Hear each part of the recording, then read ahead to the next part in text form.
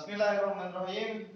Assalamualaikum warahmatullahi wabarakatuh. Waalaikumsalam warahmatullahi wabarakatuh. Ya, bagaimana kabarnya Nana? Sehat semua? Alhamdulillah. Alhamdulillah. Semoga pertemuan ini membawa berkah. Jadi pagi hari ini kalian harus tetap menjaga kesehatan dan harus tetap fit. Oke? Oke. Sini ada yang tidak hadir? Siapa yang tidak hadir? Dono. Dono. Oh, oke. Baik, kalau begitu Pak Guru akan absen supaya bisa Pak Guru lebih mengetahui siapa yang tidak hadir. Pertama, Habibul Qalim. Hadir. Dono. Tidak. Oh, tidak hadir. Kasino. Sino. Hadir? Oh ya, hadir. Fardi? Oh ya, hadir. Oke, baik. Jadi sebelum kita mengawali pelajaran hari ini, alangkah baiknya dan lebih baik lagi memang kalau kita membaca doa terlebih dahulu, karena doa adalah senjatanya umat Islam. Semoga kita diberikan ilmu yang bermanfaat, menjadi anak-anak yang soleh, soleha. Harapannya ke depan bisa membanggakan kedua orang tua, keluarga, tetangga, dan khususnya lagi kepada seluruh umat Islam sedunia. Bila mengusulkan Muhammad sallallahu alaihi wasallam, bila Al-Fatihah.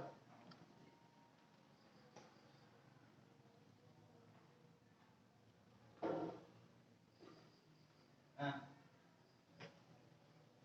sebelum kita memasuki materi, Pak Guru mau bertanya kepada kalian semua tentang materi yang kemarin Pak Guru bawakan atau Pak Guru sampaikan ya. Ya. Nah, sedikit mengulas tentang pelajaran kemarin. Saya ingin bertanya satu anak, coba jelaskan tentang kisos. Mas Apip, coba baca. Baca. Jelaskan, ayo baca. Ayo jelaskan. Qisas adalah hukuman balasan yang setimpal atau sama bagi pelaku tindak pidana pembunuhan maupun penganiayaan yang dilakukan secara sengaja. Oke. Jadi kalian sudah mantap ya katanya, paham dengan materi yang saya sampaikan kemarin. Nah, kita memasuki materi yang sekarang ialah hudud.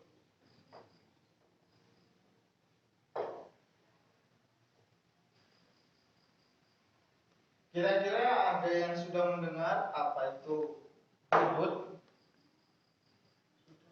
Sudah. Coba apa jelaskan?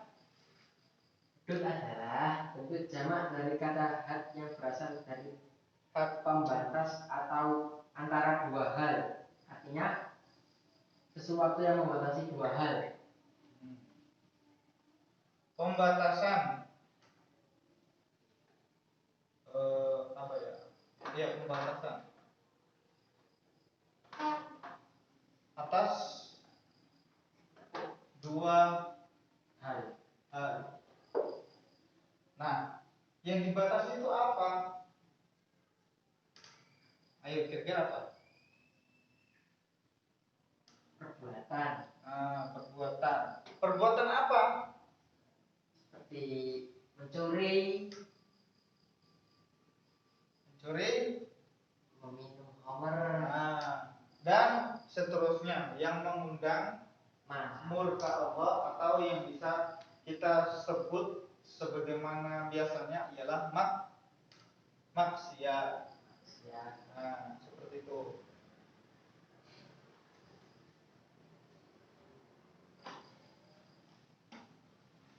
Jadi Pak Guru ingin jelaskan sedikit ya tentang hud ini. Jadi hud itu bentuk jamak dari kata had. Berarti mufradnya adalah hudud itu adalah bentuk jamaknya. Kalau had itu adalah mufrad. Mufrad. Itu adalah mufrad.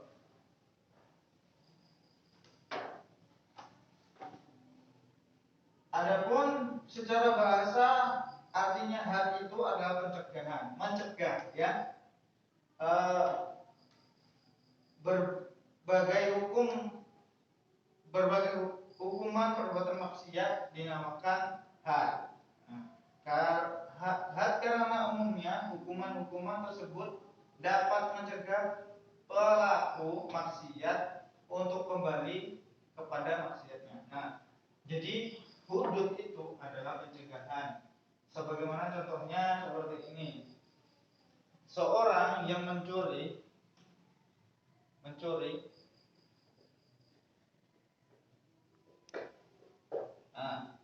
seseorang yang mencuri itu perlu dikenai tentang had atau hudud.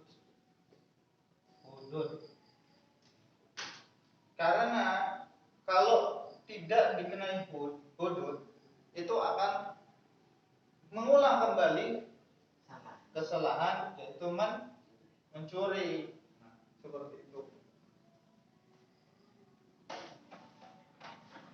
Jadi hudud itu biasanya mempunyai referensi yang bisa dijadikan jamirul hudud atau macam-macam hudud yang biasanya dikupas para ulama itu adalah zina atau pencurian atau minuman khamar. Orang-orang minuman khamar itu juga dikenai tentang hudud. Coba dibaca Mas Abed. Bab zina juga. Zina secara bahasa, zina adalah memasukkan alat kelamin laki-laki ke dalam perempuan yang mendatangkan syahwat. Itu enak-enak. Tapi dilarang oleh agama karena tidak sah, belum hukum muhrim atau halal. Itu dinamakan zina. Dasar dari hukum berzina itu apa? Quran surat Al-Isra ayat. Coba ayo dibaca. A'udzu billahi minasyaitonir rajim. Bismillahirrahmanirrahim. Wala taqrabuz zina innahu kana fahisyah wa sa'a sabila. Shadaqallahul azim.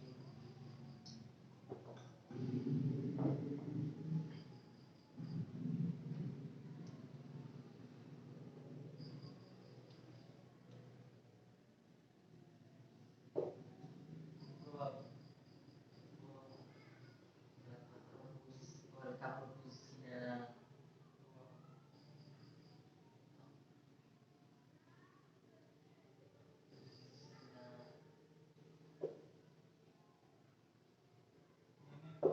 Nanya.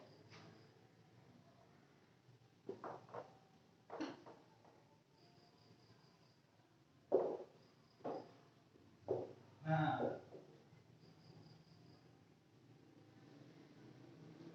jadi dasar ayat larangan berzina itu adalah Quran Al-Isra ayat 30 ayat 32 yang berbunyi wala taqrabuz zina, ayat ya wala taqrabuz zina itu, dan janganlah kalian semua mendekati zina. Mendekati saja tidak boleh, apalagi sampai melakukan. Contohnya apa? Contohnya yang mendekati zina itu apa? Pacaran. Pacaran. Jadi agama dan syariat Islam itu melarang pacaran. Lebih baik menikah, setelah itu pacaran, jadi enak gitu. Nah, hadnya seseorang yang berzina itu dapat dijatuhkan terdapat pelakunya jika telah dipenuhi syaratnya. Nah, syarat-syaratnya hadnya orang berzina itu apa? Satu, coba apa? Balik dan berakal. Baik dan berakal. Dua, Dilakukan tanpa paksaan. Tiga, pelaku zina mengetahui bahwa konsekuensi dari perbuatan zina adalah had. Dan terakhir adalah telah meyakini secara syarak bahwa pelaku tindakan zina benar-benar melakukan perbuatan keji tersebut. Nah, zina itu terbagi menjadi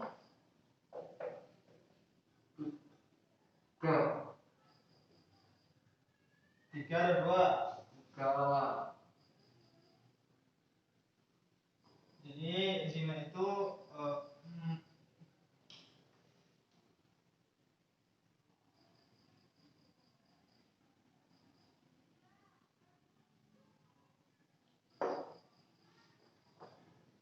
kita miliki dulu. Zina muhson namanya pertama. Sebenarnya dua. Muhson dan ghair. Muhson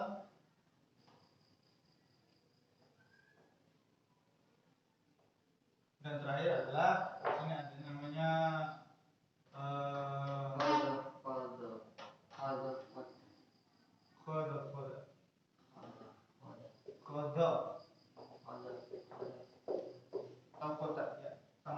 Nah, jadi zina muhsan itu adalah zina yang dilakukan oleh orang yang sudah menikah. Nah, zina muhsan itu zina yang berat, hukumannya berat karena ia itu sudah menikah tapi berzina kepada seseorang yang belum menikah, seperti itu. Dan zina yang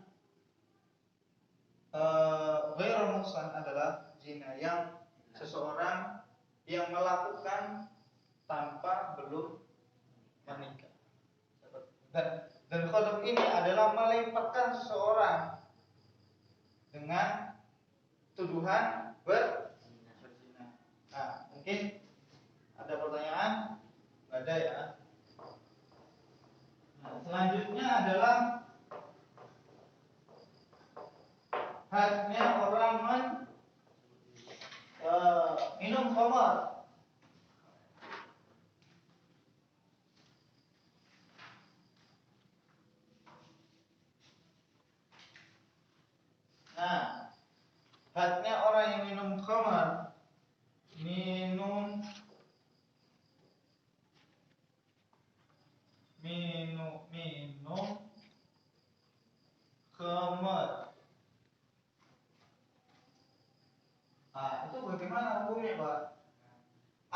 dengan khamr? Secara bahasa, khamr itu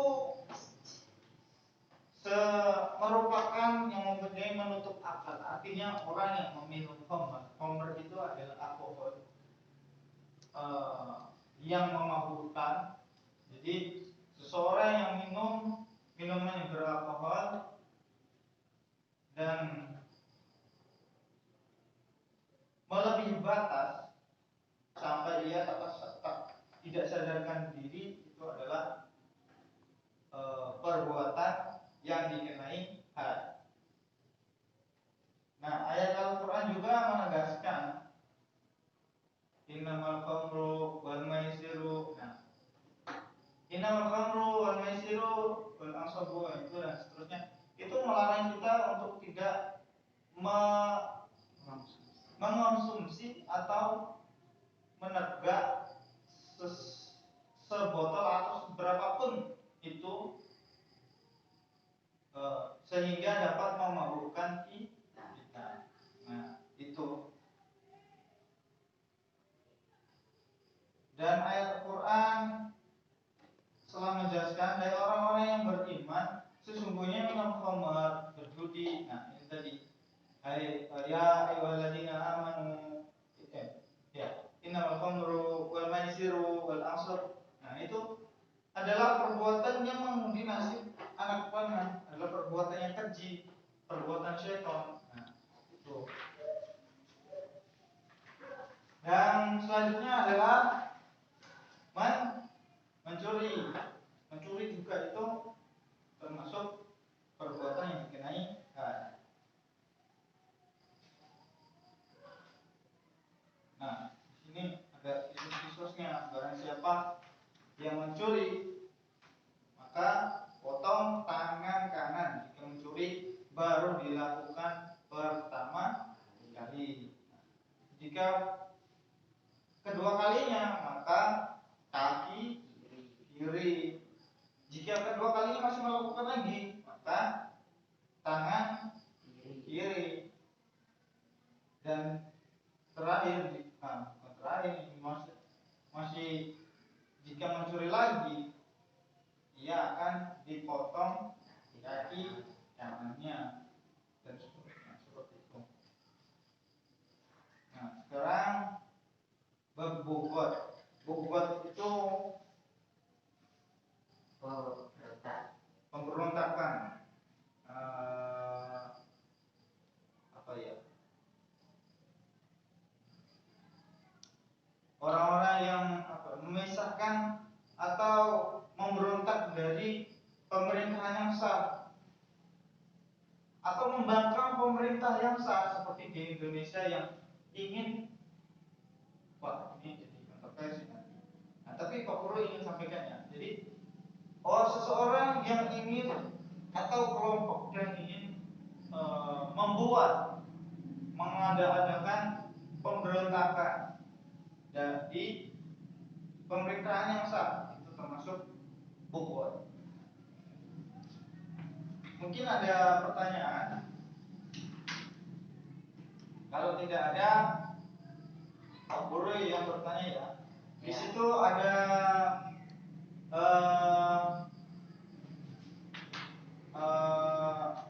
soal jawab. Coba Pak Guru tanya ya,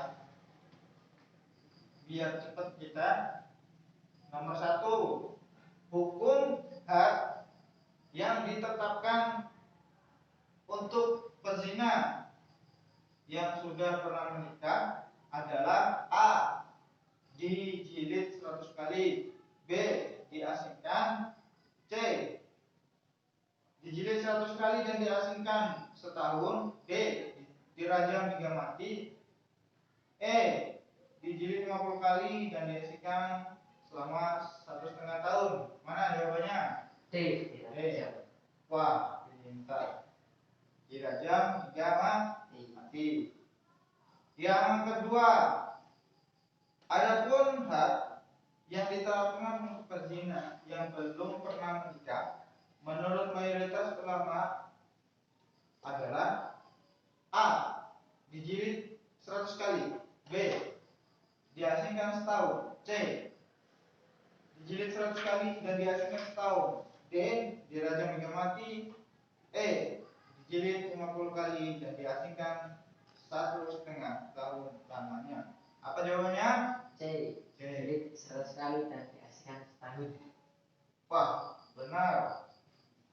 Kok pintar-pintar ini anak-anak? Sekolah lah. Oh iya, makanya harus rajin-rajin bersekolah. Nah ini ada esainya, coba kalau esai ini apa sih?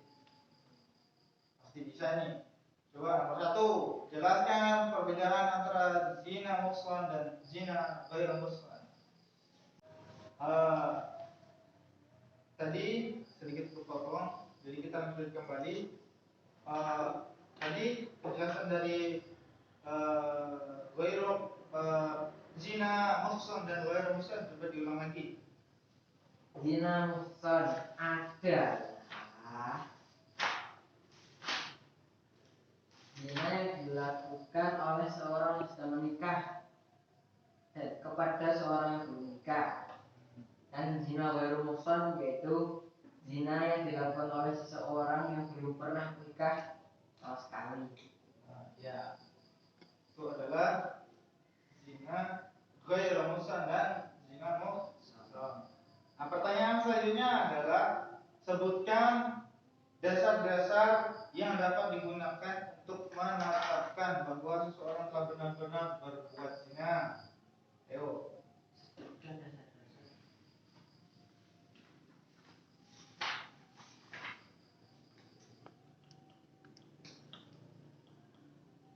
Tertuduh berzina. Ya. Tuduhan berzina benar-benar sesuai aturan syara, di mana saksi dalam kasus Qadhaf adalah 2 orang laki-laki adil yang menyatakan bahwa penuduh telah menuduh orang baik-baik berbuat zina, atau pengakuan dari penuduh sendiri bahwa dirinya telah menuduh orang baik-baik berbuat zina. Ya, benar sekali. Beri tepuk tangan untuk semuanya. Ya. Kita lanjut lagi ya. Materi kali ini sedikit agak lebih cepat karena materi ini sedikit sudah dibahas di tahun lalu, jadi kita sedikit mengulang pembahasan materi pada pagi hari ini. Jadi kesimpulannya adalah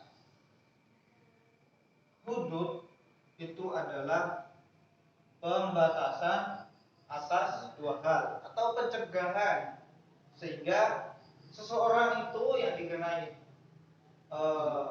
had atau hud itu tidak mengulang kembali kesalahan yang telah ia lakukan.